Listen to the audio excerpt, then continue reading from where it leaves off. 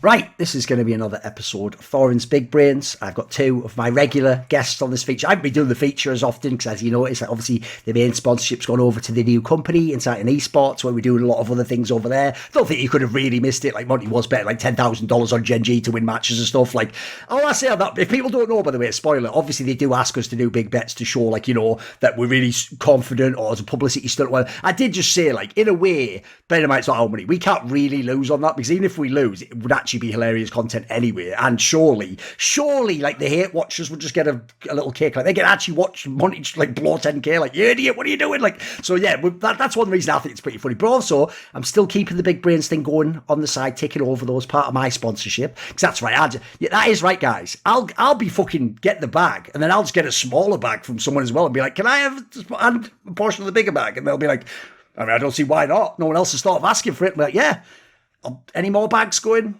But actually, the only bags left are going to be for 100 Thieves and EG, potentially, depending on who they think is going to win this one. So we've got Yasukeh here, who at one point in his career, many times actually, was a Challenger player, NNA, and obviously famously the theme/gimmick is his Tryndamere mint player, which actually, by the way, the joke of that, which I think is so funny, is even though it did come into the meta a couple of times the last few years, right, obviously, I actually think for real, Yasukeh, I know LS actually was on the Tryndamere hype train at one point in time, but for me, that champion should actually be almost one of his mainstay, like, niche things. Because he always argues for like Ivern and stuff, and it's like it's not that he's even wrong, by the way. It's just that like that would have to be absurdly meta before Pro would even consider it. It's like if it was like half meta, they won't do it. If you could do it as a pocket pick, they won't do it because again, Faker doesn't do it. Like fucking, you know, Scar didn't do it. Well, that is the logic they'll use, right? But the bad thing is, I think pros do that with Tryndamere still, dude. Like I actually for real still think, when you consider how bad most of them were as well, like even some of the really good Koreans guys weren't that great on this champion. I get the vibe you can still learn that into way more things. You can still do way more stuff. I even get the vibe like it should probably come back in the meta every now and then, right? Oh yeah, it just completely breaks the game. And Tryndamere is the only champion who still fundamentally has 2009 champion design, and every other champion has been completely reworked, whereas there's just some things that are just completely busted about Tryndamere that no other champion can do. Like, it's so hard. You see so many teams like EG messing up dives in the bot lane. A Tryndamere level 6, it is the easiest thing possible. No matter what the situation is, if it's an even fight in the middle of the turret, you're still going to win. Like, there's so many things that champion can do that nobody else can do. And you really just got to put the games into it. But anyway, I'm sure Reddit will still inform us that it's not meta, it was never meta, and obviously you were never even a Challenger player anyway, just had a lie, didn't you? Because the weird thing is, actually on the forum where you can just post opinions without any sort of verification, believe it or not, some of those people have a lie. So that's how it works, isn't it? That's the mechanism how the internet works. The worst thing is, though, I've always said the worst thing about Reddit, it's not the people who even make the first comment. It's the guy who reads the comment. Then in his brain goes like that's going to be my take, actually. And then they just repeat that. And it's like, holy shit, now we're on just some mad game of telephone now, mate. Like, things just become true that aren't. Like, the worst ones, by the way, I don't always go on about them because who wants to waste everyone's time with this, but there's ones where, like, pro players told me something to my face privately, but then someone else misremembered something they said on stream and then repeated that, and it eventually becomes that like I'm fabricating like a lie campaign, and that everyone knows that it's like fucking hell. This is, you see what I mean? It's just exhausting to even think about getting it. Like bloody hell, who wants to do that, mate? Just have your own life, innit? I mean, again, I'll just use the Richard Lewis defense. Like, yeah, that's right. I went 21 years, no lies, never got caught ethically out and everywhere. And I thought, you know what? Better use that, and better use up that little cash here. Tell you what, I'll have a cheeky lie about what Doublelift said. Just once, just the one. Why would you even waste your time? I know, it's so garbage. Spoiler as well, League fans. Like, I'm in bigger games. Like, why don't I lie about what Simple said? Why the fuck am I lying about Doublelift or something, you twat? It's not even the best in League of Legends. Like, and if I'm going to lie, why not go big? Why not just claim I know what, like, I should just do put it this way, the boy who cried. You know that journalist? Remember back in the day when he was just like, so anyway, Faker goes, like, Bjergsen, I wouldn't shit down his throat if he was starving hungry or whatever. You know when he had that mad thing when like Ask FM where he just said that shit? Do you remember the story back in the day, Keire? Oh, back at MSI in 2015 when Bjergsen went, basically, the certain journalist I'm referencing, just did on his, but he only did it on his Ask FM, which is why it looked so suspicious. Someone asked someone like, oh, what else happened at the event? And he was like, oh, like, you know, Faker basically told me like Bjergsen's no good. But he just put like an offhand manner on there. And so obviously I remember just thinking like, because let's be real, this person is a bit egregious. I was like, how egregious is this guy? Like, if that was real, you wouldn't be blowing it on an Ask FM. And also, why do you just think you can get away with that? Just like, first of all, it's not like Faker can't be contacted by someone who speaks English and just be like, you didn't say that, did you? No, who even is that person actually? That you know what I mean? The whole thing was, it was just like a fucking house of cards when it was going to fall over so easily. So anyway, then we've obviously got Keire in the bottom right-hand corner, who actually now, I can't even do that whole thing, it's just like a fan for this. It's like, actually, he's the star of EuroLeague. And in some ways, he is actually the star, Yasukeh, because what I find hilarious is, like the best one I remember Rich Toe is like the Odo Amne episode. It's one of the early ones, right? Because essentially, like, Odo Amne does that thing. Remember, he's quite spicy for a pro. You know, he'll say people are crap or whatever. He does a thing where he explains the whole thing. I think he was just like, nah, I think you're wrong on that, actually. Starts going, and you can tell Odo Amne it's a bit like that clip, that famous Joe Rogan clip where fucking Chuck Berry's like with John Lennon and Yoko Ono. You know, when Yoko Ono starts singing, Chuck Berry just does that look like, what the fuck is this? Like, that's what Odo Amne's look was like. It's like, what is this? Like, who the fuck is that? And what is going on right now? Like, what am I involved in right now at this point in time? You know, so that was hilarious. So he's definitely he's sort of carving out his own niche, definitely, in the industry. So let's get into this, because obviously I've had this panel on a few times. Basically, I actually think one of the reasons, by the way, spoiler, that no one ever brings up, like, why is LCS that? You are aware, like, none of the shows give a fuck about LCS, right? Every core streamer who has to stream it makes it sound like they're in Guantanamo Bay, and then even fuckers, like, the joke is, like, everyone who likes my content will obviously be like, oh, who cares about hotline leagues? Like, the joke is, at least it covers the fucking league, mate. At least to talk about stuff that's going on. Like, aside from that, you've only got, like, bollocks riot casts. Like, that is actually the craziest part. If people don't know, when Summoning Insight started, even though I always thought Europe was better, LCS was the main fucking region, aside from Monty's, like, home of OGN champions or whatever, or fucking Korea, whatever you called it back then. Like, LCS was huge. It was the fucking story every time. Like, now, the joke is, no one even follows it. So, the reason why I got these two guys on is at least actually when we pick a topic and we look into it, people aren't just talking the most crazy generalities. Not just like, oh, yeah. Because, mate, there's another thing. I low-key do think half of what let Bjergsen get away with it this year, because he almost did, guys. He almost fucking got the worlds off this shit. What I think actually let him get away with it is that people don't watch the LCS anymore. And so as a result, I saw all these people. I won't mention him. There was even a former teammate who seemed like he might be in this camp, Keire. People who just know the Bjergsen of season 9 backwards, and they were just talking like he's doing that now. They were talking like that's who he is now, like, and they were almost making they thought, for this is how you know they didn't watch, because they thought we're just nitpicking that because he's come back for retirement, he might have like the odd bad game. They don't understand he's like fundamentally nothing like that as a player, and that's why I actually thought, to tie it into the game, let's get talking about it. I actually thought, I said it on Twitter, I thought that was the most fitting end to this version of Bjergsen, the return of Bjergsen, is that he was put in a situation he's been in a million times. It's game 5, and the other coach is using the global meta thinking and like an LS style and going like, give him the Zillion, it's a shit champion. And it's like, bro, I've seen this movie before. Like, he just thought, they all into him, they all chase him past towers and stuff, they all die, and at the end, you go, I guess Bjergsen's just fucking sick, isn't he? And then he goes to Worlds and gets banned, right? And I actually even thought when that draft happened and in the first rotation, EG didn't ban Zillion, I was like, I even said it on Twitter, I was like, you know what? If he does pick it and they win the game, like, even though I'd blame all of the other people, I have to give Bjergsen credit, actually. That is sort of like a fucking, that's in the movie, that's what you do, isn't it? Like, in the movie, that's the big comeback, you do that, like, fucking, whatever, Colour of Money or something, isn't it? Like, with Paul Newman's, like, you do the fucking massive, like, comeback, you win, and then whether win or lose even, you'd be a hero for attempting it, right? And all you need to know is he didn't pick it, and then I think they just banned it last second rotation. So that means he had all the chance in the world to pick it. And by the way, spoiler, it's not, here's another thing, fans, because they're going like, yeah, but maybe he was going to pick it in the second rotation. It's like, guys, let's not pretend like he's picking it for like special like lane counter match. It's like,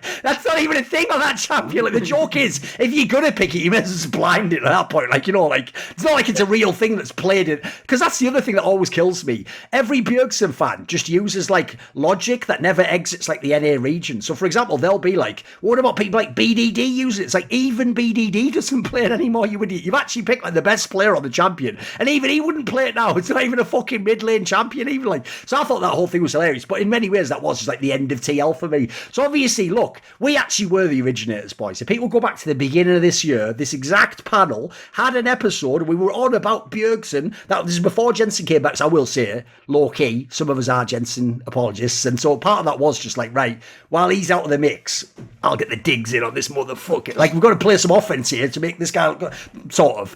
But anyway, basically, right at the beginning, we were even saying, like, dude, he's nothing like the player he was before. He's not playing the champions he was before. He's not a superstar mid even. And to be fair, I think everyone found this eventually.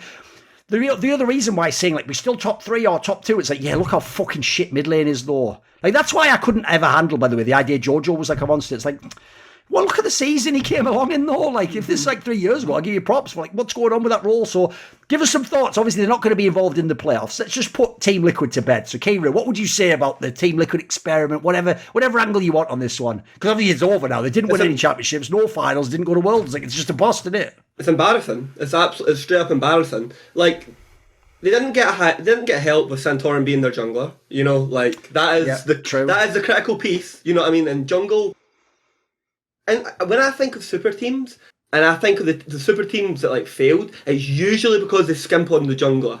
Because that is, like, the piece that tends to make it all come together. And Santorin is a fucking shit jungler. And he was, I think, really, really bad this summer in this team. And spring, I think he was a bit better than his normal self. But there was just so much wrong with this team, man. Like, hardly any of it came together. Hans Sama, Core UK never came together.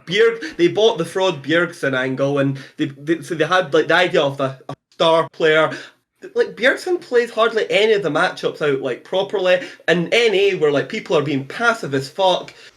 The teams, like, when you watch the team, the only person who, like, even to, like, a degree, kind of, like, held up his end of the bargain was Whipple. But even at other times, the variance in his play in NA, like, we had Hune, who has massive variance in his play. He came over in 2016, right? Hune was much, much, much better in the context of his era than Whipple was. Someday was much, much better than when he came over than Whipple was.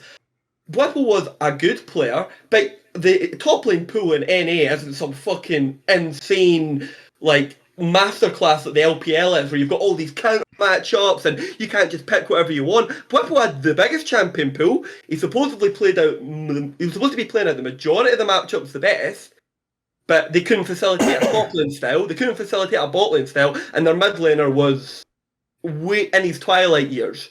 That this was, like, the most flat, damp super team I've ever seen, and I'm actually kind of glad that it's, like, failed, because I think they needed to fail badly to basically reflect, if these players are going to continue, they need to reflect on basically what went wrong, because this team does need serious overhauling. What do you think, Yasukeh? So before the season started, I put out a tweet basically just saying that this Bjergsen move, swapping him from Jensen, was going to be the worst decision in the LCS by far. You've vindicated now, right? Seems that you've vindicated already. Pretty vindicated, and even up until, like, a week before TL got eliminated, people were still saying it was brain dead. But I mean, what's brain dead? You know, now? The funny thing about that as well is, like, people are going to think we're just doing it because, like, Cloud9 finished further. Like, they're at least second now, whereas TL didn't make top 2, right? But actually, I would even say they're missing the obvious one, which is, imagine they had the exact same lineup, but they just ran Jensen instead. Because the reason I think logically they would have been better is he wouldn't have played any of the shit Bjergsen played, would he? Look, even when Jensen was, like, whack, he's still going to play Azir and Talia and the champions that you expect to be played mid lane, so you could still have played through him. And also, spoiler, I heard it was even, like, Jensen who maybe even asked for Santorin to join TL in the first place. So I actually think he had the idea of what to... I actually think, by the way, there's a difference no one ever talks about, because, spoiler, Bjergsen fans don't bring up the jungle synergy for obvious reasons, do they? In the same way as, you know, a certain person who might have been president once never tells you where they were on a certain day in Dealey Plaza in, like, the 60s or whatever. I was very careful there, but still, if you know the reference, it's fucking fire. But anyway, it's where I think that particular person who was president's going to come and get me. Whatever. I know, I probably did go above my own station then, but I'm probably safe on Thorin's big brains on my YouTube channel. You know, that has almost definitely been shadow banned, and as a result, never can get the amount of hits that, you know, it's the exact same shows go to other channels and get way more hits. Weird how that works, isn't it? But don't worry, I'm never going to give this channel up. Fuck y'all. I made this channel. So I am esports. Right. So one of the angles on that I actually can't handle is when you talk about the jungle, and like, I didn't think Santorin and Jensen were like some mega fucking 2v2, but like, it looked like actually that's the problem fucking Santorin has.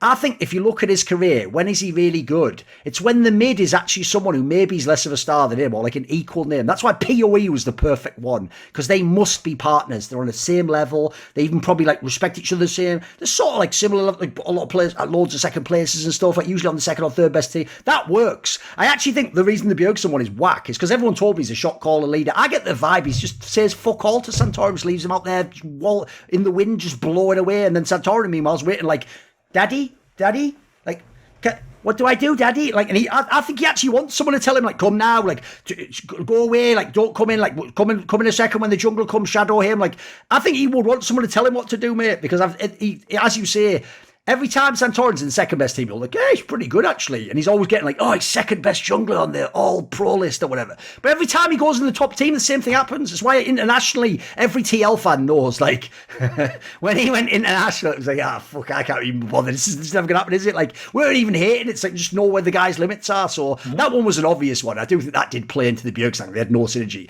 The Bwipo one's interesting too, because I hadn't even thought of this actually, Keire. To some degree, I'm a Bwipo defender because, spoiler, most of the twats in Fnatic were trying to kick him out and make it like he was the one inting when like they were inting or playing like shit.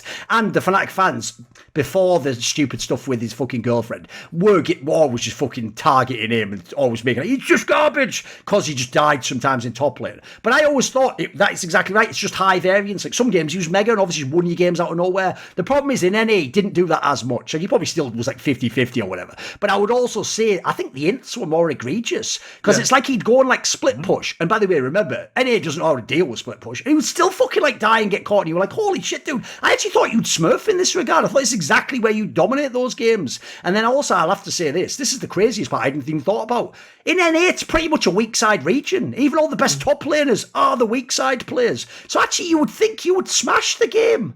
Like, you're going to pick these carry champs into tanks, push them in. Like, they're not even going to get fully powered at the end of the fucking team fight. You're just going to dominate the game, right? Everyone else is playing through bot lane, which means also, by the way, and by the way, spoiler, you had fucking Ansam. You should have jungle attention bot lane all day long if you do it right. Like, he actually could have been set up to fucking smurf this. I even said, I think, when he came over, he could be MVP. And Alfari had the same problem as at Santorin. Yeah, true. Alfari had the exact same problem. It doesn't matter how big your lead is. It doesn't matter how well you play the matchup. TL, or Santorin, because that's part of the problem, cannot facilitate a topside carry playstyle. Look, they can sometimes when the lead's so egregious, but when the lead isn't quite big enough and you get to those team fights where your ADC's a little bit further behind and you have to rely on the top laner instead, they somehow just manage to fumble it. Almost every single time they manage to fuck up and fumble the ball. It's impressive. Yeah, like I said that this roster of Team Liquid could have succeeded. They could have gone to MSI. They could have maybe even gotten into the semifinals of MSI, make quarters in Worlds, and it would still be Bjergsen not being good. But I didn't expect the entire rest of the team to just completely collapse. Of course not.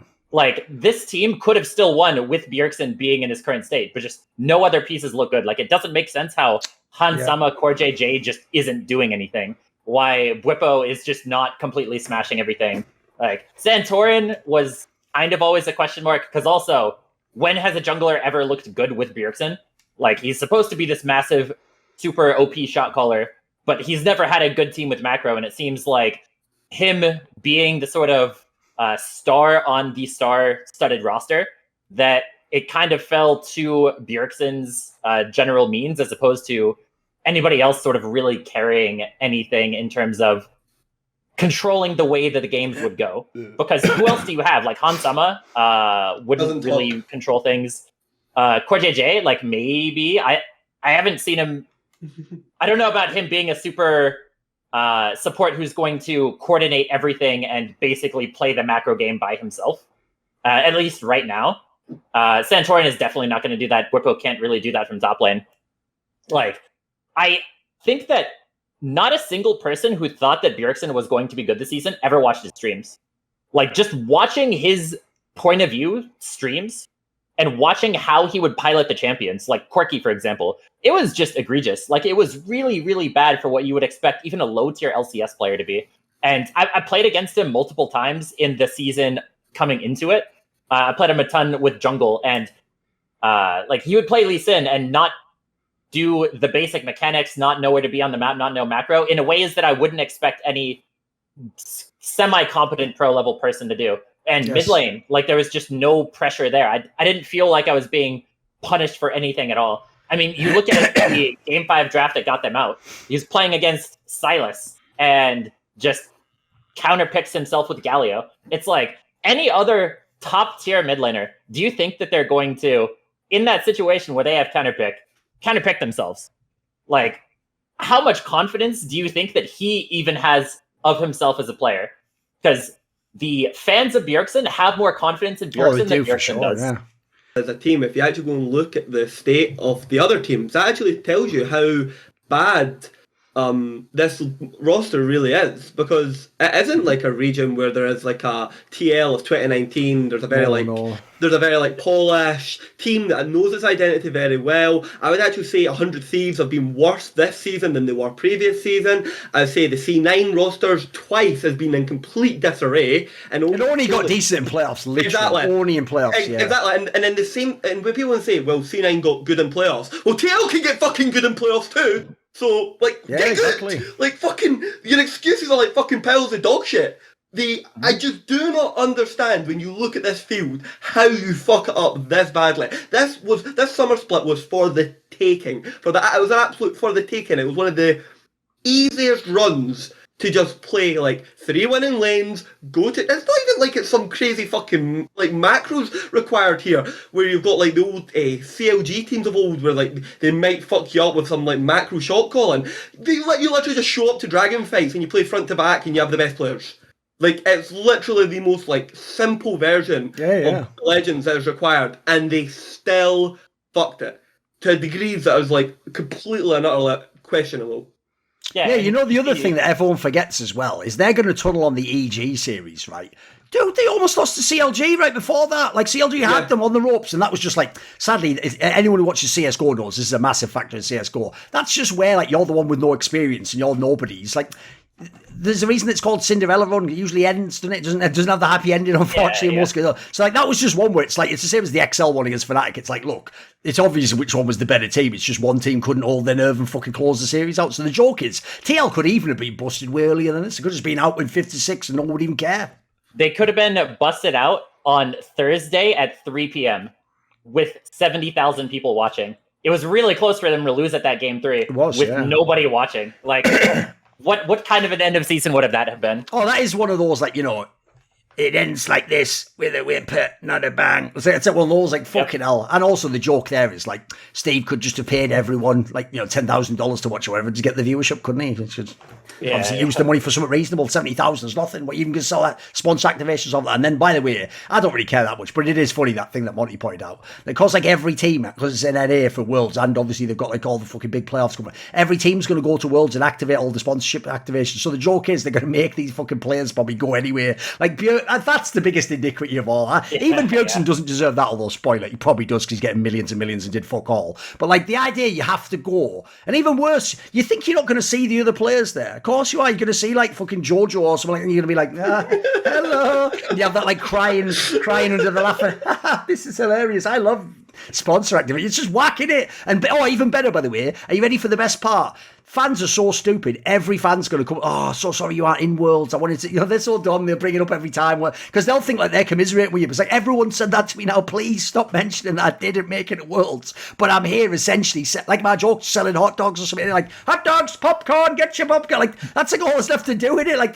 That's no way they go out, is it? That's no way. By the way, even though I normally don't ever do fake news or whatever the fuck, that was banter, that one I did when I pretended it was a breaking news story. Breaking, because of the Mr. Beast shit, as always that double-lift story. Now Riot doesn't even allow Bjergsen to participate in the World Championship. And I did that one, update. Oh, I'm actually receiving news that it was the 2 best of 5 losses that I've disqualified. Whatever. I know, it was a bit camp, but whatever. I pulled it off, I think. I think I nailed it in general. Here's the question, though, moving forwards, because I definitely agree with that premise. And that's actually why I think this is actually a really interesting episode, because I do think this somewhat wide open. The main problem is this: the team that won the upper bracket, Cloud9, I'm not actually sure they've ever really looked good, even when they were winning. I will say, series on series, the team sort of got better. But it's why I sort of pointed out at the beginning, look, just because Jensen's in the final and beat all these teams and he is going to place ahead of Bjergsen, I'm not going to be going this is going to be one of my seasons to watch for Jensen when he was a great player. It's like, actually, the joke is, that's also why I'm really disappointed in Bjergsen. It's like, I don't even know really how Jensen's in the final. Like, if people don't know, C9 in the regular split never was good. And the joke is, CLG was a better team than them for real. And they were mad fucking ropey as a squad. And then even in playoffs, like, I think there was some of those early ones. It's like, that's how I knew the level of play was bad. It's like, I don't really, I even think C9 would say people hinted into them in some of those series. Like, they didn't really do anything. So give me some thoughts, guys. Because in theory, we're supposed to build these guys as they should win now, right? They've won every playoff series. They've beaten everyone. They've even beaten EG and done with Thieves and people. So in theory, they should win LCS right now. So there's there's two things that I'll probably say that are like more in their favor is that two other teams have been picking up a lot of sort of very band-aid picks that will not work internationally. Like, you can't get away with playing a Seraphine bot against an LPL team. Like, those kind of picks are just never going to work, or Seraphine in general. They are picking champions that are going to do well internationally if they can get good at them up to a certain level, just through more practice. And I always kind of look at who are the players in NA that are sort of the generational talents that are just far and away better than everybody else. And Cloud9 is the only team that actually has one of those in Berserker. Like, Berserker is far and away the best player in the LCS, and I have a lot of trust in him to be able to win in a lot of these fights where it looks like, oh, hey, Cloud9 might be losing the fight, but Berserker just coming in 1v5ing on Zeri. Oh, by the way, on that angle as well, obviously, I won't draw too obvious a comparison, but I will just say, no one mentions this. This is how you know LCS has become whack, and it's like some weird PR fucking, like, optics division now. Spoiler, Berserker's like a fucking rookie basically himself, you twats, and he's only 19 himself. Like, he actually should have been in the exact same convo as Jojo and Danny, and it should all be about rookies, and actually rookies are leading the league and on the big team. And you never almost heard it, you just heard that he's a great ADC. Like, people act like this guy, they act like he just rolled out of like fucking T1 or something. It's ridiculous, like actual like main squad or something. Like, he's still a rookie himself, and by the way, what an amazing job he's done. Like, I heard someone say, like, even though MVP wise, I think narratively, you could give it to Inspired to be pretty legit, but actually someone the other day said, like, Berserker's probably like the best player in the LCS. I think they're right, actually, like, logically, because I never thought EG had the best player, except if it was like Inspired as a jungler and the impact on the team. So I guess in terms of, we'll go like the old traditional character, he probably is the best, right? Plays everything, carries the shit out of every game if you give him the fucking chance to, and he even was good when this team was bad. It's just, now it's just when it's not bad, he's just impossible to beat, isn't he? He's just responsible. Like, he doesn't have any random ints for no reason, which you wouldn't expect from a rookie. It's like I said in the first episode, and I tweeted it out, Berserker's the biggest talent heist the West has ever managed to produce in terms of a career. As in, like, I know, like, Guma has went to absolute fucking shit, which is funny in context, but mechanically, these two players were generational, like, talents, and Berserker is unbelievably good. He is, apart from laning, which is a rough area of his, can be worked upon and improved. He is one of the best players in the world at ADC. Like, when you make the list, it's not like he's like third or second, not that high, guys, but like, he's sixth, and like at ADC, sixth can beat fifth, can beat fourth. You know, like, as when you actually write down the list, guys, it's not that insane. He's really, really, really impressive. I really think one of the biggest upsides, basically, of C9 is they are a team of the veteran players I've kind of noticed are preying on the inconsistencies of the other team. I was actually quite disappointed in Jensen's regular season split. I don't think it was all that good, and some of his players' games are really dicey. But in the games where he basically is on these like picks, like his LeBlanc, some of these other ones, I quite like his Anivia like counter pick, and he's a Zir. He's basically just preying on like terrible decision making from the enemy team, and he's still not scared to, you know what I mean, like, expose them, grass those. The other player I would actually like to highlight for this somehow, even though I'm no fan of his, is Fudge. So Fudge has actually been a massive upside basically for C9, because he's actually playing these top lane matchups out in a way where he's putting his team into like winning positions. He's got a very consistent and open champion pool. When I look at C9 as like dicey and 50-50 as some of their wins can be. And yes, I think they are the final, the favourite for whoever they play in the final. I'm not saying it's some big massive. Overall, as a team, I think they're way, way, way, way more consistent than what the other two squads can do. Because EG, who I would maybe have thought was more consistent than them, has got obviously extenuating circumstances and a player change. And then 100 Thieves, I just think, are all over the place in terms of what that team, that team is Jekyll and Hyde. And it's like sometimes I'm watching them and it's the 100 Thieves of old where they bring their carries to team fights and they're able to play like front to back and they're actually one of the best like team fight execution people. And then other times I'll watch the exact same team and they'll opt into a 4v5 where somebody's on like a flank but he's like miles away and they're just like losing the game into the enemy team. So I don't think it really matters who C9 match up to. I think they're slight to somewhat heavy favourites against either of the field.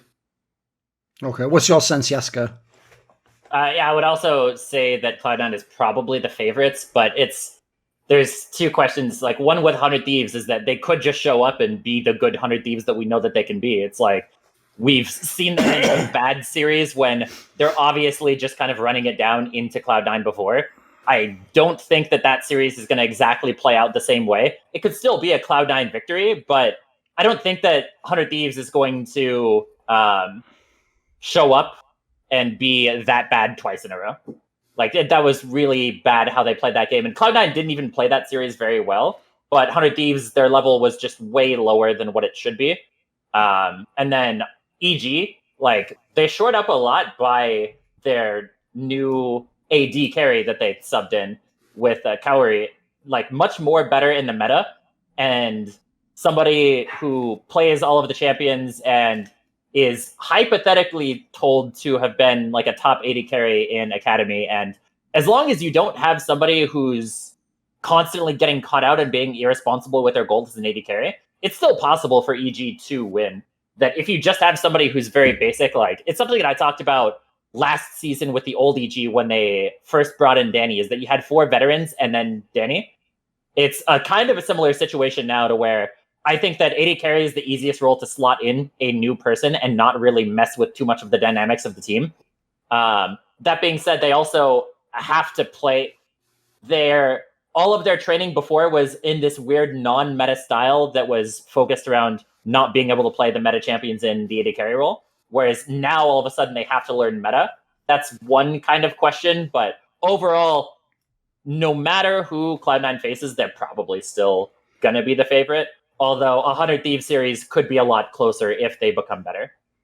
Yeah, on the 100 Thieves angle, it's funny because I made this comparison on some of the insight people might have seen. But actually, one of the areas where I actually noticed myself, like, fucking hell, Misfits in Europe is like nailing this draft. Like, they've really got the formula. It just works for their team. And obviously, initially, people thought it was just their team work. Spoiler, everyone did that. And eventually, it works for everyone who could do that style with the tank top and the fucking tanky jungler and then the carry mid laner and then fucking hyper carry bot laner and then it's like enchanter support, whatever the fuck. That same thing they kept doing over and over again. Well, the reason that I noticed it in Misfits is because 100 Thieves was the first to do it. That was what they went back to, which was like the classic style. Because obviously in their team, that's exactly how their team's set up. Like, even though someday it gets like all these like all pro, like MVP even concert, his best style, even in Korea, he's always a fucking weak side top laner. That's what he's really good at. So obviously you have him. You brought in Abadagi to be your star player in 100 Thieves anyway. And then FBI, if people don't know, actually, he's always been pretty good. He might not be that great to split, but it's actually one of the better finds in NA as well out of the talent, considering everyone hypes the fuck off every NA AD carry. And spoiler, he's one of the few that's still around at the top. The rest all fuck off and play in academies and that. Like, I hate fucking NA with the hype stuff, and then they pretend 1 second later, like, oh, he didn't, just took him in the toy bin, like, fuck that guy. Like, so whack in it. Like, yeah,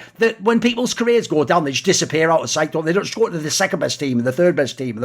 It doesn't. It's so whack. So I thought that was... I think FBI is pretty good as well. So they were running that style, right? Well, the joke is, for both teams, it actually meant they sort of got dissed. Like, 100 Thieves, everyone was just sort of like, that's obviously the only way they can win, isn't it? Like, they refused to play the current meta, and they've just reverted back to what they did. But then when Misfits did it, because Misfits was losing, everyone was like, well, obviously that's all they can do, isn't it? Actually shows the limitations of the team. And it's only later you were like, actually, yeah, it's not a bad read on the meta as well. Like, I'm sure there's a mix of, like, you wanted that for your team. Like, 100 Thieves also did pick comfort champions, I will say. But you obviously also sort of realised actually your main natural identity fit the current meta. It was working. Meanwhile, if you go over to the EG side, this is the bit that's a bit dodgy for me about the fact that, like, they're getting this guy in who's now got all the meta champions. Because here's the funny thing. Obviously, the best angle to counter it and to be like, no, but it's not going to be better. Like, they should have want Danny in, obviously. People will just say, well, logically, this guy isn't an LCS player, though, is he? Like, he's going to be nervous and he's not played at the top level. And, he's going to be playing, like, essentially what's a semi-final because it's a low bracket final and then maybe the final. Yeah, but here's the problem. You just said it right there. Remember when they brought Danny in this team? First of all, they sort of shielded him a little bit. They kept those before Jojo was there. Then when Jojo came, they were like, right, we are going to funnel gold into bot lane, but everyone's going to sort of protect him, make sure he gets through laning phase, get him to the team fight. Because the thing about him that I've thought was so whack is, look, being good in team fights is really good. It's what I think the EU version, by the way, is my boy Keire. He's never going to be a lane god, but you put him in the team fight, he'll clean up. He'll fucking do his job every time. And by the way, Danny was really good. That's why he did get all those pentakills. He also was playing Terry, let's be real. Please don't cite those stats disingenuously. He's got the most pentakills in one split. Oh, what's that? Double F never played with Zeri. Yeah, exactly. No shit. But anyway, aside from that, he was doing a really good job. He was sweet, cleaning up all those team fights, most of the split. He looked awesome in that sense. Like, yeah, he started to fall off, but always he had problems in lane. Always he was getting protected. That's why I hated the MSI narrative that he's the one carrying them. It's like, bro, unless they do the fucking Samwise Gamgee and pick him up, he'd never get carried to the point where he could then be the hero, would he? So one of the things I think's whack is think logically. If I'm bringing a guy in who plays all the meta champions, but he's inexperienced, I've just done that, except I didn't have the meta champions. If anything, this isn't, if I can guide him through the first part and keep him safe and make sure he doesn't get wrecked in lane, can't he then actually just win these games? Like, if I had to replace one major carry role with a rookie who hasn't ever played in this position before, it'd be ADC in a team that understands how to play around the ADC. You can, like, raise the pop. You don't just only do that for the dominant carries. You can do that with, like, a not as good carry to just get them to the point. Spoiler, that's why I referenced Kobe. That Season 9 Splice used to just do that. Just get him to the point in the game where it's time for team fights. He's got 3 items and then he can do his job. But the point is, if you just put him in lane like double, if they're like, right, win the lane, it's like, well, that's not going to happen. That would be game over. So I even think in a fucked up sense, that's why EG, I actually thought before with Danny, like, I actually think, by the way, ignoring all the reasons why he can't play, he would have gotten really exposed at this weekend, in my opinion. I think he would have got completely draft gapped, would have fucked the draft for the whole team. And then I think in the game, look, you might not think FBI is that great. He plays everything, mate. He plays everything, all the Callista, all of it. Like, he would have absolutely wrecked him, in my opinion. It would have been bad. Whereas now, like, obviously I'll have to assume this guy might be bad because he's never played LCS. It's the big playoffs. But there is actually now, like, a slight chance they actually win the series, in my opinion. Like, it's not impossible. There's now a chance where I actually don't think there was before. And that, again, that is not to cast any aspersions on why there's substitution. It's just to look at the reality of who you're putting in and the team you're putting them into. That's the crucial part. The team you're putting them into, in my opinion. Yeah, and especially from, like, a narrative angle, there's no pressure on Keire right now. That's true. Like, all of the fans have been like, hey, they've qualified for Worlds. This finals doesn't matter, which, I mean, they say that finals matters in other reasons, but whatever with that. I love that, by the way. Shout out to NA fans. Well, obviously, Spring Split doesn't count because who gives a shit? And Summer Split doesn't count either. Oh, fucking hell, okay. I guess let's all just come forth and go, yeah, party, see you guys. Well, third in NA, but you know what I mean? Like, that's just whack. What the fuck? Does anything matter in NA? Like, what? Yeah. So, like, there's no pressure on him, so he has no reason to not perform as best as he can. By the way, also, shout out to NA fans who go like this. Are you ready? They go, who cares? Making Worlds all that matters. LCS isn't even a big deal. Here's why Bjergsen's the GOAT. You know what I mean? Like, come on. And then the first thing's like, look at all the championships. Like, nah, fuck off. And then you excel double F2 has more, he's not the GOAT. No, of course not. Yeah, of course not. Yeah, no, mate, those goalposts just move all the time. All I'll say, fans, is if you ever play football, if you could move the goalposts, you'd be scoring all day long. Yeah, the goalkeeper would be shit. You'll just be banging them in left, right, and centre. Joke is, he'd even be thinking he's saving it. They've moved over already. So he's wrecked, isn't he?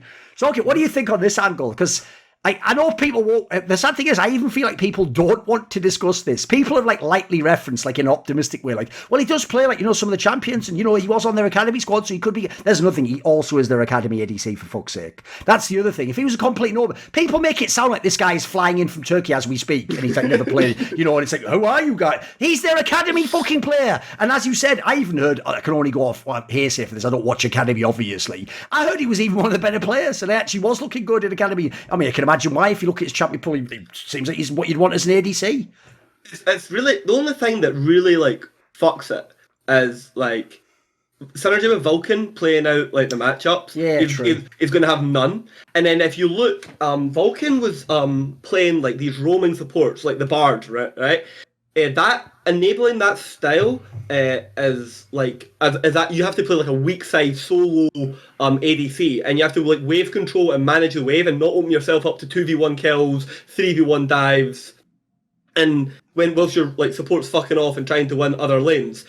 I've never seen this guy's playstyle, but in the majority of Rook ADCs that I know of, they cannot do this. Tactical couldn't do it with Core JJ. Like, the majority of them just do not know how to do this. So my on average bet would be he doesn't know how to enable that style. So you've got a worse potentially 2v2 matchup, but you're then playing better champions. You're also getting with EG as, and I actually love to see it, Impact's introduced this GP pick. Like, he's still using and playing the GP. Now, I do not think... Also, by the way, they also wouldn't even be in playoffs if he didn't have that fucking GP play as well. Yeah. And by the way, spoiler, everyone who loves to complain about crit, just because you like Impact doesn't mean he's out to do it. Like, that was a mad fucking set of crits. What?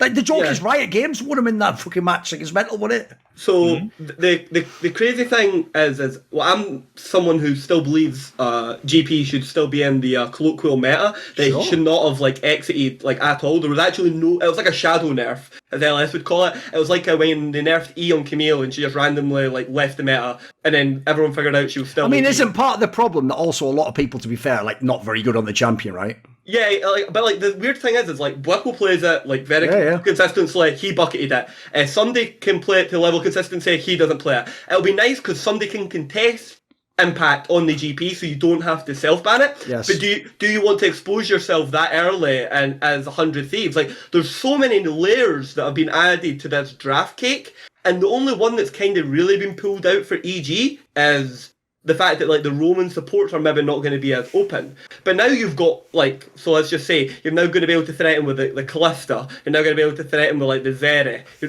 Or potentially you're going to be able to like split like the Jinx and the Aphelios. So there isn't actually any like safe way. 100 Thieves are basically, if they've like done like draft prep or they were like thinking about draft prep, how you like structure your draft and how you order your draft is probably completely changed. Like entirely compared to like what it was before with like the move with the addition of this ADC player. Because I mean, could you not say that a lot of the roaming picks of the Bard, like Leona, Nautilus, all of this stuff, was a band-aid for Danny's deficiencies? And because he has played a lot of other sort of more enchanter, more protect the AD carry supports. So with that AD carry, he probably just doesn't need to play any of these roaming support champions.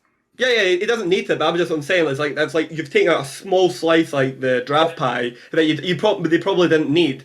And but like if EG, but like we don't know if EG potentially thinks like, oh, we actually really like Vulcan like Roman. Like yeah, that's something that they practice for the rest of the team. Yeah, exactly. Yeah. You know what I mean? Like we can't know that like they could like think like Vulcan Roman. It's like, oh, because it helped them win that series. It's like, oh, that's actually like one of our primary win conditions, and they mind fuck themselves like back into it.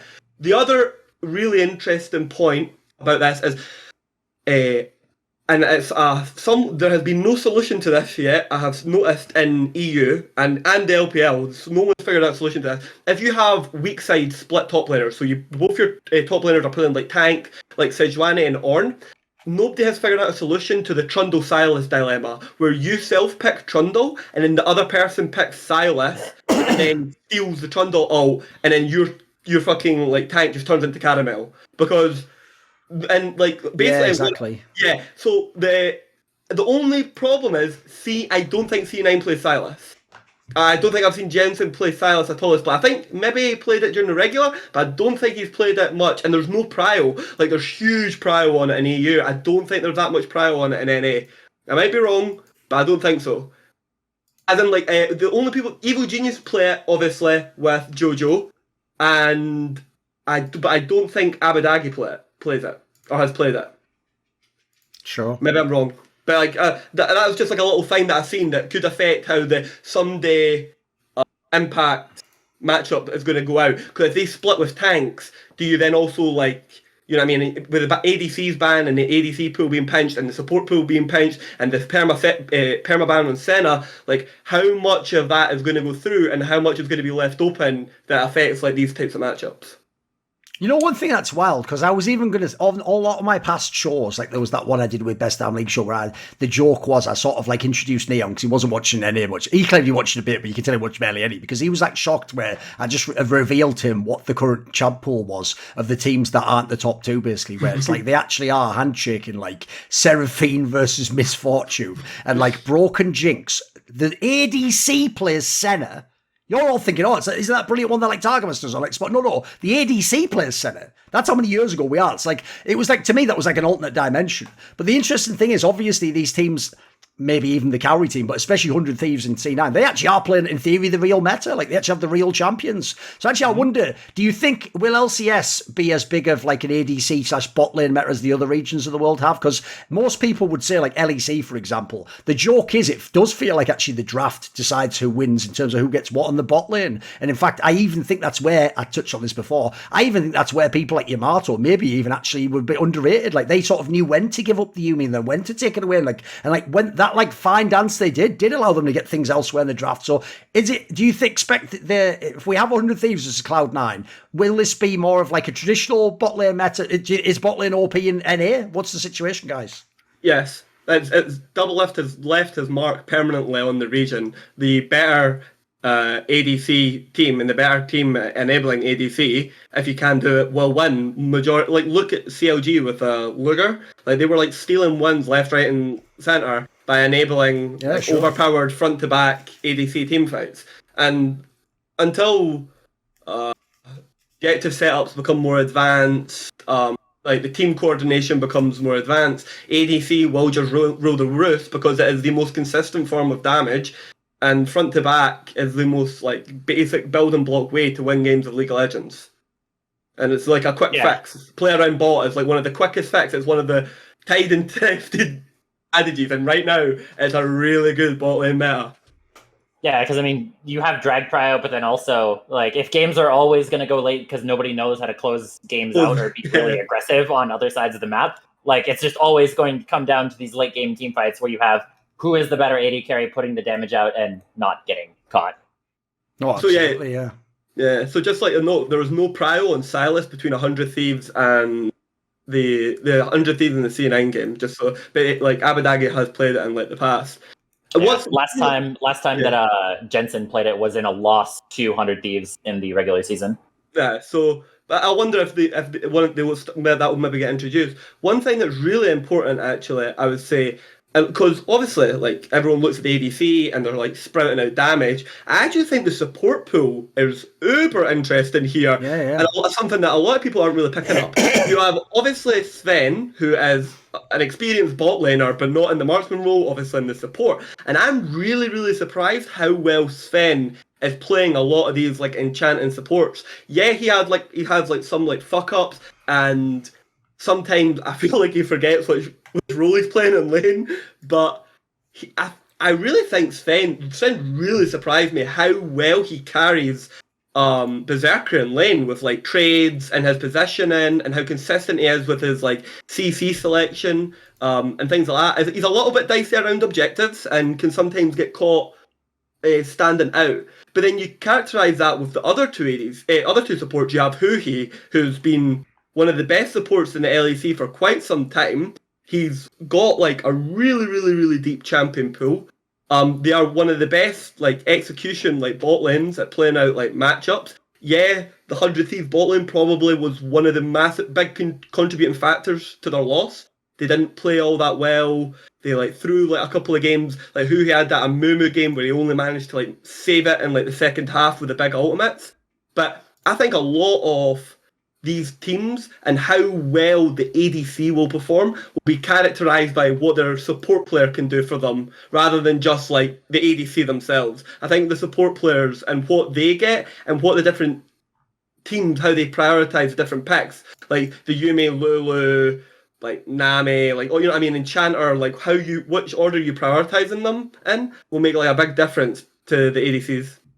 You know, one aspect I also think no one gave Sven credit for. I would assume, by the way, part of this is that he isn't a native support, so he just had an open mind. So, yeah, fuck it, practice all the ones that are the new champions that people aren't practicing. Because, like, he has a whole bunch of them. He has the Ash, he has the Amumu. Yep. This guy's actually, if people don't know, he even played, like, fucking Pike earlier in the season. Like, mate, he's played all sorts of shit. And then you look, he's played a bunch of the Enchanters as well. Like, this is pretty legit. Yeah, I agree. In that sense, like, he might have even performed better than I expected. I thought his job was, because Winsome guys fell apart in last playoffs, like, essentially, just don't be Winsome, just be like okay, and then help Berserker carry. But he's actually not bad himself, mate. Mm-hmm.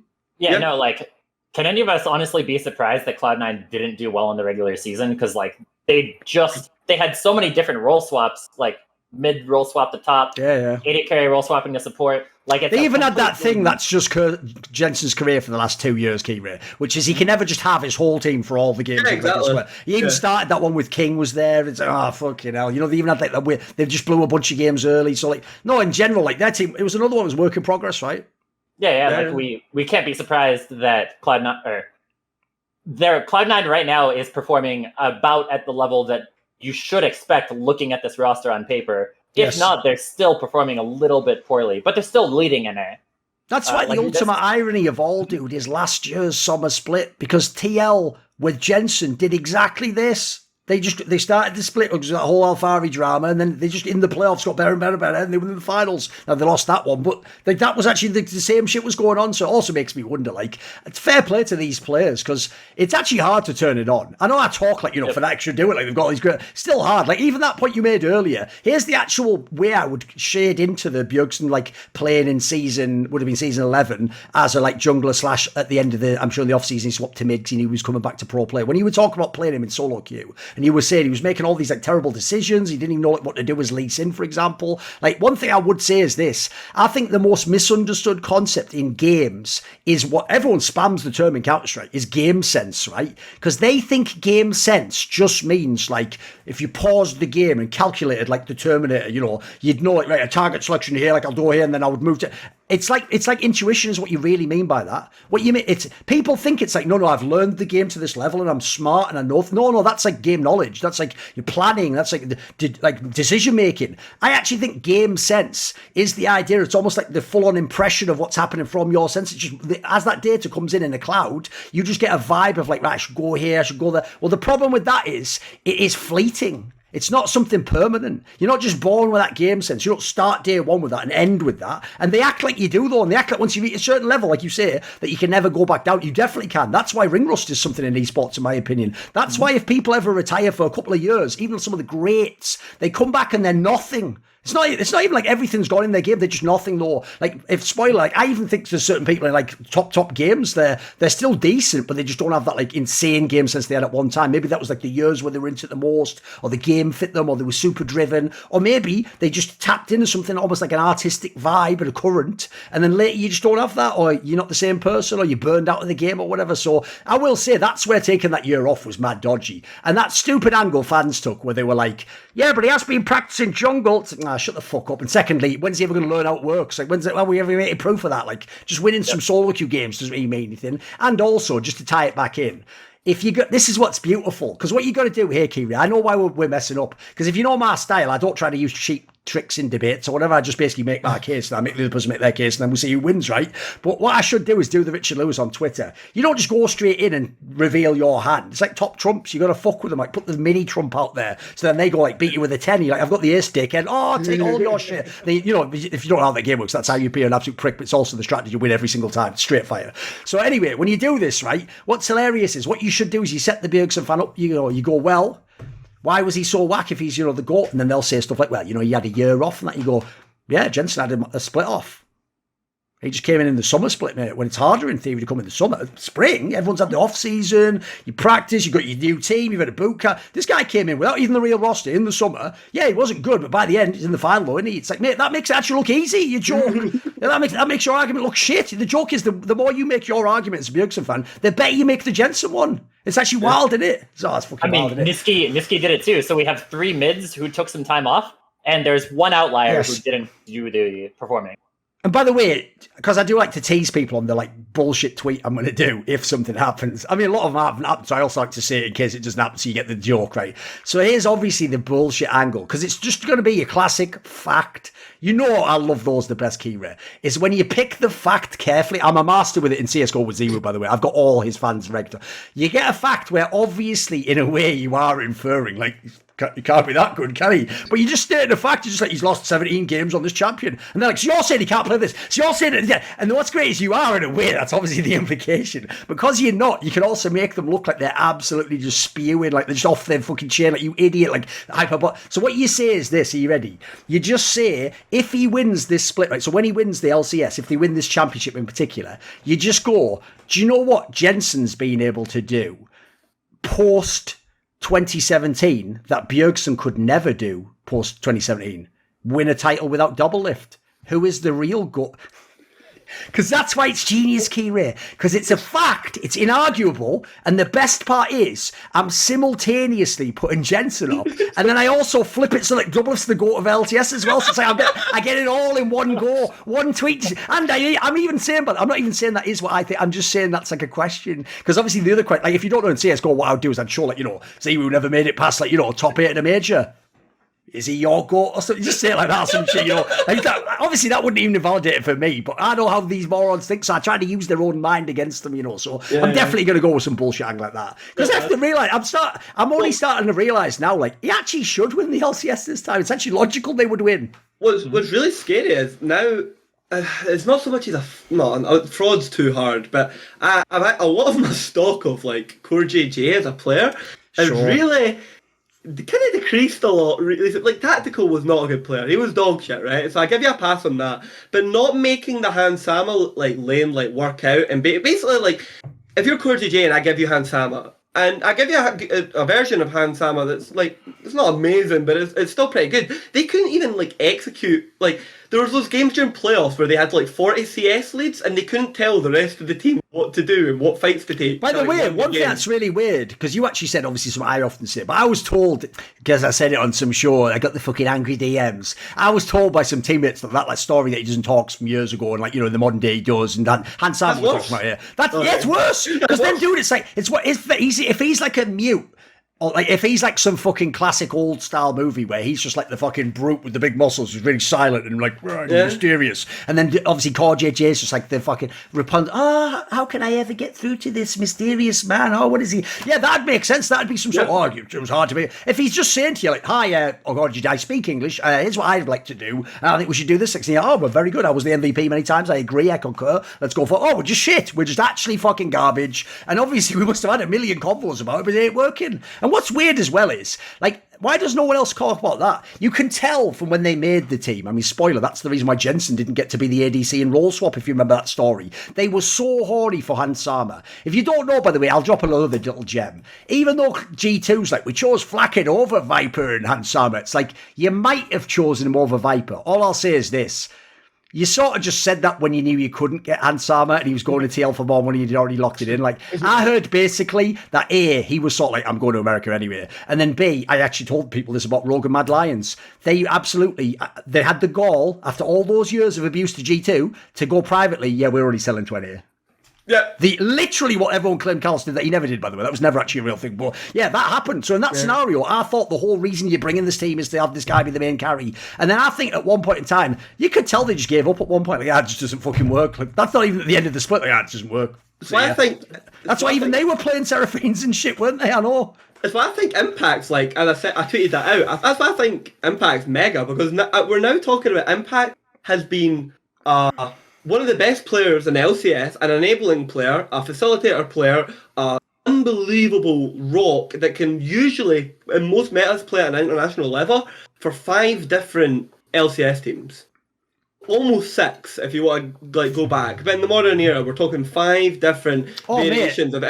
I'll burn a little topic, because I might actually do this as a video, because I think basically that's the ultimate comparison that makes NA look shit. Like, this is what NA did. They all have a couple of years of impact and then go, well, he was good in the past, but I'm moving on to a rookie or a better carry player. So you know what? One of you can have him now. And what happens is he goes to another team. They're a championship level team. They win the championship. And the joke is they all get really tired of Impact and want to get rid of him. But then they're all mad horny for Hooney, who has never won except like that one bullshit one that was online. Like that was it. So the joke is like that. Doesn't that really say something about the NA region? The player they want is Hooney, not Impact. Meanwhile, when you look, as you say, Impact is like no one's actually really ever cracked the Hooney one aside from like that first Fnatic one and maybe Immortals to some degree. No one's ever really gotten him to be like mega. The joke is that it's like, the Hooney one, sorry. It's like Impact always works in these teams. Has he ever not worked? Has he ever not worked in a team? Because as you say, it goes more. Like he was obviously in the fucking tip/NRG one. Mate, he was in every team that was good. It was mental, wasn't it? He's like the top double lift. Like every single team kicks him, he goes to the new team and he makes them a top contender. Yeah, he doesn't always win the championship, but he's playing top in NA. He's facilitating an ADC. This guy was facilitating Sneaky being an ADC and taking them to finals along with like Jensen. And then wait, when we make that ADC player double lift, holy shit, we're winning every game in the region. Who would have fucking guessed? Oh, we're beating IG at MSI. Who would have fucking guessed? Impact's game is like actually like mega, and I think it's no small feat that the EG won in spring with obviously the upgraded lineup with Inspired and stuff. Inspired has got like his own flaws as a player. Like Inspired is one of those junglers that just fucking hates his top laner, right? It's always been that his way. And like Impact is someone that doesn't care about that. Like that has been Impact's career. Smithy knew that like yes, him and Impact, the Brotherhood, but I'm going bot lane Impact, I'm ganking for double lift. Like, that has been his characterization. He is very, very, very good at playing that style, and he enables, and he lets EG basically away with murder in loads of these drafts. No, absolutely.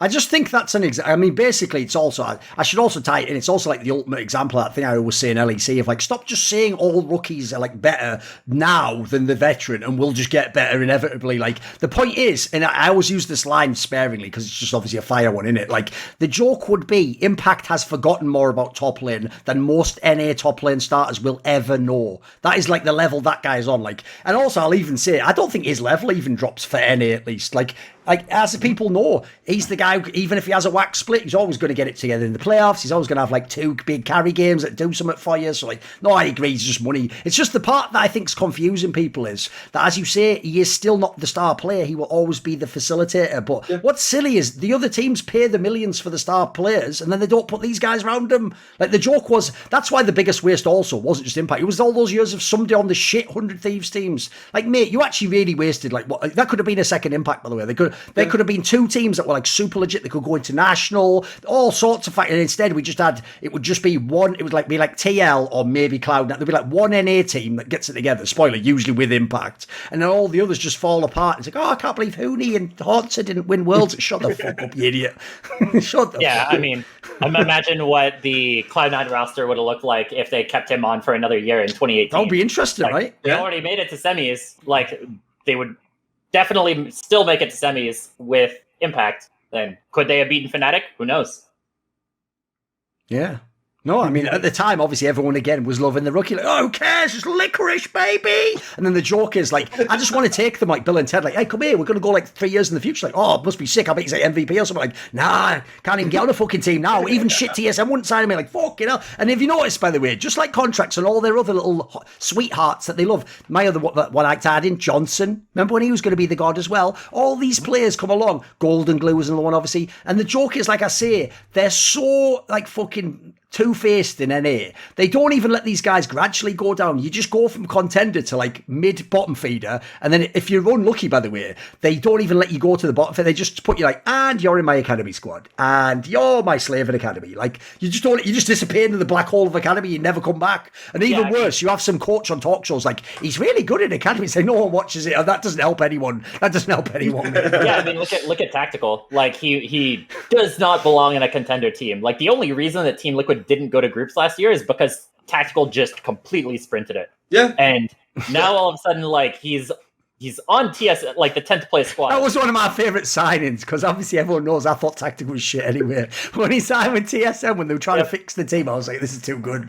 Because here's what people don't know. I actually thought the Lost guy was pretty decent, mate. He was all right. Like, he was all right. But, mate, Like you actually signed. It's like you bought Tactical for the most, but at like the lowest stock ever. Like you shit. Like he's never gonna do anything, is he at all? So you sign Tactical, and then you also sub him into Academy, and then he looks bad in Academy. I know that's brilliant.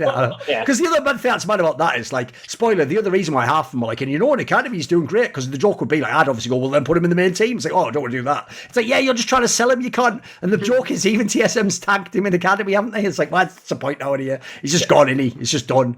Yeah. By the way, what do you actually think? Because like I said, the real problem is, because Cloud9 made it and they've looked a bit rocky themselves, no one's really thinking of like the impact. Like obviously in Europe, we're all prepped for G2 to win. We're like, right, what will that mean for like Caps? And Flackett will have 2 titles when they go international. But no one's really actually thinking, what if these teams win? So what if actually, Yasukeh, Cloud9 wins this LCS? Like, what does it say about NAs? Is there any special significance to Cloud9 or to these players or the swap from the LS? What do you think? What would the meaning be if Cloud9 won to you? I mean, it would just show how much Cloud9 is. They not only just care about winning, because like TSM, for all of their ills, like it looks like they still genuinely tried. Like they got I think they just did a bad job picking the players. Yeah. Like they got completely ruined by some like money laundering stuff and all of that. There's that as well too. Sure. They still consistently tried to, all right, what kind of rosters can we make? Can we put solo on the team? Like they legit still to the end tried to win. Yeah. And Cloud9 was put in a situation where their MVP of the league leaves. Their support is just trash. Like so many different pieces need to be swapped, and they still find some way to make it work. And Cloud9 just consistently does this time and time and time again, that just having another notch in that belt just really proves that if you're looking for a team that's not going to spend as much money as Team Liquid, but is still going to be legit, like it's just going to be Cloud9. You know, by the way, on that TSM angle, that's how dumb fans are. Because again, that's one of those ones, like I say, you go back and listen to the Four Horsemen one, all the things I have to speculate just are what's happening, but I don't have like the ironclad proof to say it, so I have to say it, speculate it's happening, but I just nail it all. Same as spoiler, same thing, go back to Summoning Insight a few years back, I nailed everything about Doublelift not signing with TSM and how he actually wanted like Sword Art to come, and then there was he at the time on stream lied, and then later, because he's Doublelift, misremembered the story years later and accidentally just said all the shit I'd said like 2 years. Because that's what I love about Doublelift. It's like, you know that famous saying, like, you know, like sit by the river and let the bodies of your enemies float by. It's like, no, just sit by the river and let Doublelift just fucking contradict what he said earlier and just wreck himself. Like, you don't even have to beat this guy. He's just one of those guys. Just let him talk. Yeah. Let him talk. Let him speak more. That'll ruin him entirely. So yeah, with that whole angle, that's one thing I find so whack, mate. Oh, wait, where were we on that topic? What were we talking about the teams and the legacy of the teams if they win and where they're going to go from, like their positioning, like what it means for C9 to win. That was it. Yes. Yeah. The other point I was going to say was that is I actually think that's what's so silly about the fact that because here's the saddest thing about TSM. Clearly Doublelift, maybe Lena, and definitely TSM fans actually really like Peter Zhang. You can tell because they went out of their way to defend him to the ends of the earth. By the way, he's not even a Native American. He is Chinese. In the modern climate, you could even see people going fucked up against that, or like taken out. But what's mad is when they defended him, they said all my points were invalid. So I said all that stuff. Actually, it sounds like, I had to speculate. What if he was, saying I'll be the agent between, but then he would find out from TSM what type of player they want in a shortlist. Then he'd go to a bottom player on the shortlist and then go to them and go, I am the one who will be suggesting people. So if I was to say your name, maybe you would get signed. And if you got signed for, I don't know, $3 million, maybe you would give me 500,000 and I'll say to them, you're signing for, you know what I mean? Like 3 million, 5 or whatever. And that obviously I had to go, what a crazy idea. It's just in the abstract, the ether or whatever. Well, the joke is some of that does sound like what was happening. And TSM fans are too dumb to realise there's your out. That even makes Reggie and Path not look that bad. If what actually happened was, not only did you have all the problems the previous year with the Sword Art, but also this guy wasn't even getting you the right players and was suggesting potentially bad players because he has a shady deal with them for money. That even sort of makes your competitive failures not as bad because you were given bad... It's like I always say this. There's a lot of dictators who, for obvious reasons, have a bad rep. But another reason why they're always going to seem crazy is nobody's feeding them accurate information because everyone around them scared they'll be killed. Or you think I'm going to... So as a result, if you're just fed all the wrong signals all the time, of course you're going to make appalling decisions. You're going to make what you think's a genius decision, but it's wrong because every input was wrong. That's even sort of what happened to TSM, so I agree. The joke is, I've never thought that they were actually just phoning it in or doing a Golden Guardians that just spend as little money as possible. I think actually they genuinely thought these were all real contender world's rosters. They just had idiots make the choices or they got scammed, and a couple of players just fucking flopped, didn't they? There's also a couple that were good that just flopped as well. You can't say there was none of that. So, yeah, the TSM one's legit. The problem with some of the other teams is I definitely think there are plenty of other teams that, like, let's be real, even though they did win NA, I actually think EG's decision essentially says, I'm not actually about winning the first split, even though they did win the first split. That was more like, I do want to have these guys for 3 years, and, you know, you're probably winning next year. Let's just, like, get to the finals this time, or Worlds this time. I think that was even sort of the idea. It's just that it turned out NA was whack, all the super teams filled, and they just got us actually walked to a spring championship. That's kind of actually weird. I don't even know if they planned for that, because I do think they were going like the rebuild route and the fucking other approach, you know. So who knows? Yeah, who knows? Like there's not that many teams that do try to win in Cloud9 Team Liquid. Like, as much as everyone's styled on Team Liquid, at least here's the thing that is whack. I agree the roster didn't work, the super team. But you can't blame the guy for trying to spend like $7 million to make an actual team that, look, in his mind, maybe could win Worlds or something, you know, or go to the finals or something. That's cool. Like, spoiler, we want people in there to do that. That's why those stories, which sadly seem true, that all the salaries are going to go down next year, they're not going to import as much. That's actually going to make NA even worse. No one's going to give a fuck. Yep. This TL lineup, when it was first made, was like, hey, this could be cooking with gas. Imagine if this is good. Yeah, why not? Like, I thought that they could go to semis of MSI, or maybe even a finals of MSI, or quarters in Worlds, and it would still be a failure. Like, that's the level of expectations that we had for this team. And I still think that pretty much all of the players on this team, except for Bjergsen, once they go their separate ways, because this Team Liquid super team is not going to stay, once they go their separate ways, I think they're all going to go back to looking legit. Like, it's similar. It's a similar story to like 2019 Misfits. I think it was 2019, where it's a super team that they're the worst team in the league. Like, there's no way that it's not just some kind of weird like player idiosyncrasies together. That a lot of those players, if they did go to a team, like they should look a lot better when they're away from that team. Didn't happen that way, but like it should have been that way. Sure. And then if we do 100 Thieves, Keire, like one thing I'll set up is this, because everyone actually forgets narratives. Everyone thinks they're easy. Like, anyone can do like a Theon article. You'd all fail, by the way. You'd all have a shit narrative that wouldn't even make sense. The narrative of 100 Thieves that I keep trying to bring up, but no one else fucking bites you that's on my talk shows, they just ignore me, is that TL themselves, 100 Thieves themselves, basically in spring, because they also thought they were going to win the finals, remember, their whole angle was sort of like... They fucking all doubt us. They don't believe we can go. They think we were a fluke, but look, we got back to the finals and we proved that we were actually, and we're now going to win it again. And they thought they were going back to back. I get the vibe that is still the thing in their camp, because obviously they kept the same team, no changes, no upgrades. They had the Worlds where they weren't going to do anything, and a lot of people think they're capped, right? They got that one style. You live or die by Abadage. You play this type of a comp. You have a chance. You've got a team fight front to back, like you say. All the classic gimmicks. So I think the whole thing with them was like the idea that, like, because no one's thinking yet, what if they win?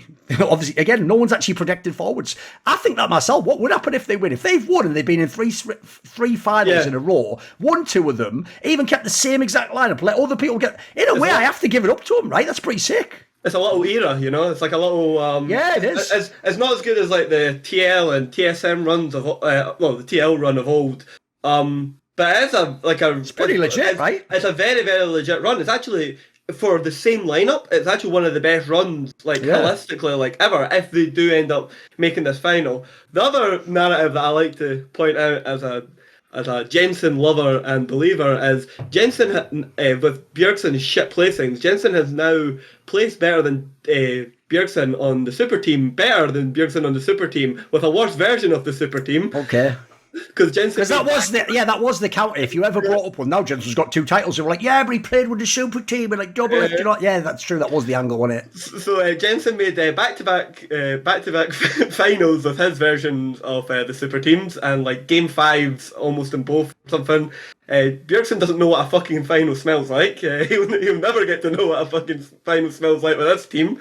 That one's completely over. That's a doozy. Didn't even get to that one. The other really good one for Jensen, obviously, that we talked about later, is he gets to get out of the shadow of the double lift. You know, he gets to have 1-1 outside of double lift. You know, he gets to say, like, yeah, I've got this one. It stands alone. He's got Blabber with him, who's a multiple MVP. He's got arguably the best player in the league with them, and Berserker, but still he is like an integral player. He's a veteran player. He has the mid laner. Mid laners are always important.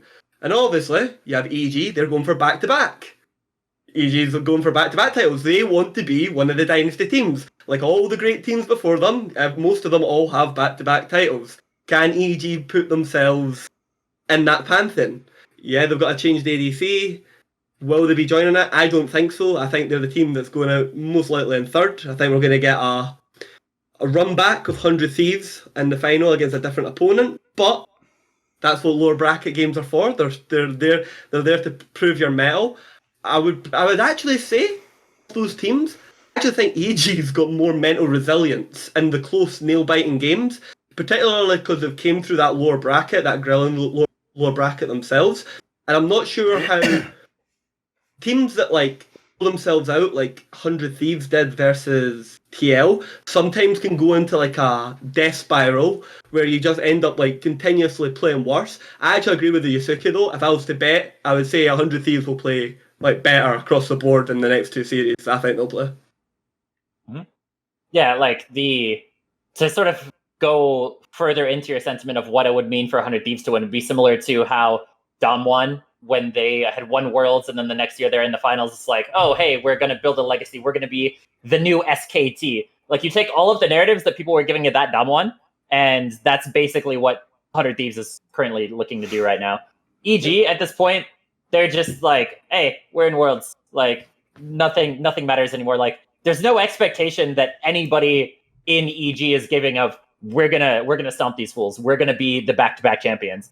Like, the narratives that EG have already given for themselves are that, hey, we made Worlds, like we beat the super team, like those chumps are out and we're in, and we're possibly gonna get knocked out in play-ins and not get to the groups. But yeah, like they're not really setting high expectations for themselves at all. You know, that's also the craziest thing, because you'll notice, by the way, it's just a cheap tactic. Like, the joke is anyone can cheat if they can lie and move the goalposts. Like, yeah, you don't have to have reality or arguments, do you? Just change the argument. You notice that when everyone goes, well, who cares? They did the important thing, made Worlds. They're in the plains. And this year is the only year ever where the major regions one slot doesn't make it, you fucking idiot. Like, that's got a recipe for disaster written all over it. Like, if there was ever a year and in a weak shit NA region where you would have wanted to have your best chance ever to go top 2 or win, it's this one. This is the one where you've got to get into Worlds and escape that fucking plane, mate. That plane is becoming death. And spoiler, you're getting pincered from both sides. Like you see, every one of these planes, there is one or two teams. They aren't even good teams often. There's one or two teams like fucking Pentanet or whatever. They'll just win a random game off you for no reason. They'll fuck your whole tournament. Like, that can happen, mate. And it's not like they're then going to go and do something in Worlds. Like, they're going to get bombed out too. But that's what I mean. Like, it's gotten way more. It isn't like the days where you just waltz through that open thing. No problem. Maybe I lose a game in the best of 5, but then I'm in World. No, it's mad brutal now. And then I have to say, on the EG side, this is where, if they go too hard, I'd say they already have, but if they go too hard on the idea that, like, essentially, this will sound strange, so I'll phrase it very carefully. Essentially, they have made it very clear that in no context is it possible, in any context, that this could, like, splash back on Danny. Like, they're trying to make this very clear so that people don't worry, will he lose his spot? Or like, oh my God, like, are they worried he'll do it again? Like, obviously no one knows what happened, but you know what, the same thing might happen, like, would they be worried? They're going out their way because obviously it's such a sensitive topic and everyone, spoiler, half of it's just flexing, like, I'm a good person, TM. It's not even really like, if you care, by the way, do it privately, you fuck, but okay. When they do all that, right, one of the problems with setting it up like that is you've now done the nightmare scenario, which is, what if actually Keire did a great fucking job as a stand-in and you won the split? Yeah, are you then going to not take him to Worlds when he plays all the meta champions? And even worse, how could you not? Bear in mind, this other guy was a rookie. How could you not even just try him in the next season in LCS? But the problem is, if you do that, by the way, Keire, on some level, you've given validation to the idea that Danny fucked up by not going, and that would be the implication. So I actually feel like, for real, you would get so hated on if you did it, even if it might, like, look, it isn't yet. This is all hypothetical. We haven't even seen him play a bloody game yet. But let's say he actually was sort of better. God forbid, because that should be a good problem to have, but it's actually going to be the worst problem I have if it happens. Obviously, I am putting the cart before the horse on this one, but I have to think about it, right? Because no one else is going to do that. They're just going to get there and go, wait, shit, yeah. Because it's like the Bwipo Soaz thing. It's not that they thought Soaz was shit. It's like, we've got Bwipo now, though, so it was pretty good, wasn't it? So, like, wouldn't we be fools not to try? And I even thought, well, you have to try, yeah, and sort of. Yeah. Maybe you do. What do you, just quickly, just to bring it up, what do you think about the general level of, and I didn't watch as much of the regular season, I only watched the 5 top teams, all 4 of the top teams. What do you think about the general level of NA, and what do you think of the level going forward? Because I actually think, for the first time ever, we're going to see a region death spiral in League of Legends. I think this could be the first region, like, death spiral, Where because they'll do so badly as a region. Yeah, they'll just, it's like the viewership will go down, the investments will go down, the interest will go down. I actually see NA going in that direction. Maybe they pull a miracle and they like get out, but I just don't. I don't see it. Basically, the interest is not there. It's waning. I've been an NA lifer since I was like literally like a little guy, like when I was like 13, 12 years old, and I've now stopped watching like the region. I've gave up. I've like given up on the storylines. I'm not interested in a lot of the player arcs. They're not doing anything for me. I find a lot of the teams boring and the region boring. I genuinely think this could be one of the very first region like death spirals that we see, and which is disappointing because I like NA as its own little isolated like place where you get to like watch like fun games and stuff. But the level this year I could actually only describe it as like appalling. Like how bad all the teams are. They're like really bad this year. Really poor. I would say that there are some things with like the broadcast and other things unrelated to the level of play that could make it not go into a death spiral, like allowing minor regions to not be counted as imports. MIBR, I discussed that. Portals, like they get a full Brazilian squad. You're going to get good viewership there. It's not the same because a Brazilian viewer is 1/25th a US viewer in terms of like revenue. So a lot of those minor region viewerships are just kind of fake in terms of actually selling sponsorships. So I'm not sure if that will do a lot to improve viewership. There's all of this talk with people who are just kind of on the copium of wanting NA to not die, that, oh, they've done all these cool things with the broadcast, like the pro to pro with high or the 3 lanes view with the camera, which is actually really cool. Yeah. Like some things like that, but especially with the idea that money in NA, like you're not going to see these big super teams, I would definitely see that the level of play in NA is going to go down to the point where they're really not going to be relevant in international competitions. Aside from maybe, like, I'll still say that there always is going to be the chance that one team can do some legit damage, but that's really all you're ever going to get.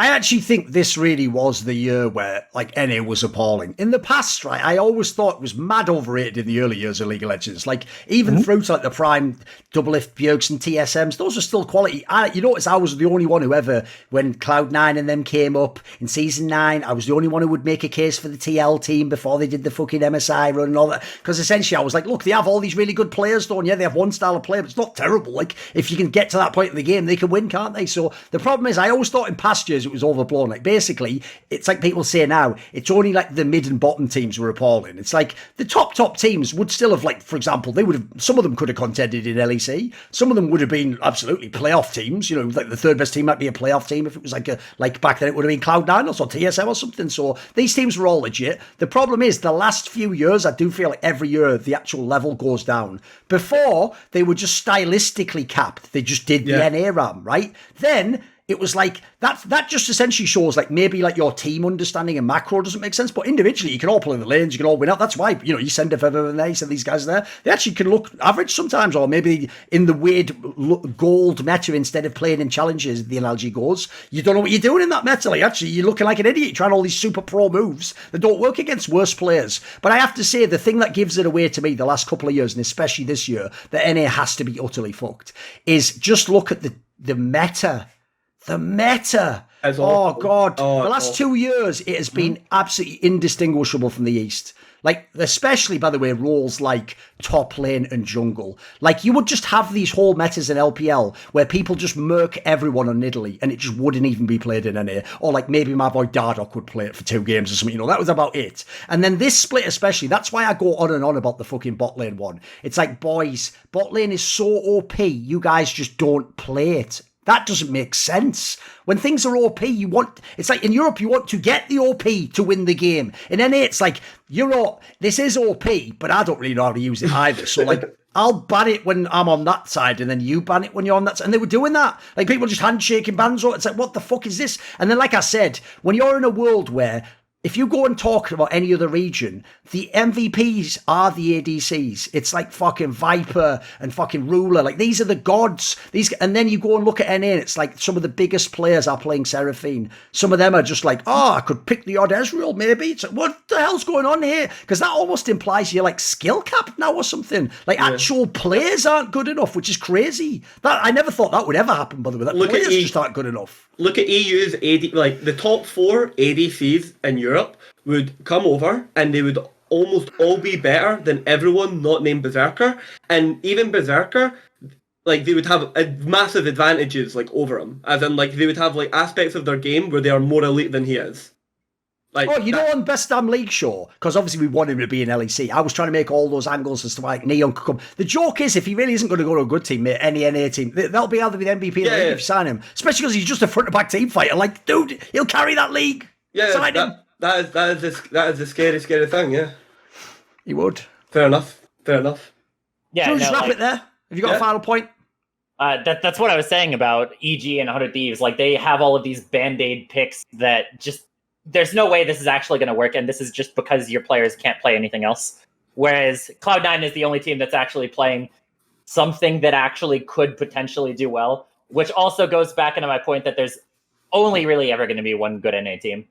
This video was kindly supported by Kill Your Inner Loser, Ahmed Hadjou, Matt Pugnatio Rajcula, Paul Villa, Travis Goff, Adam Ochs, Animosity, Bot Pounder 420, Hades, Jensen Goh, Kovacevicd, Pacy, Tobias Bernasconi, Tosh, Thooorin, and as always, special thanks goes out to Jerky's Minion.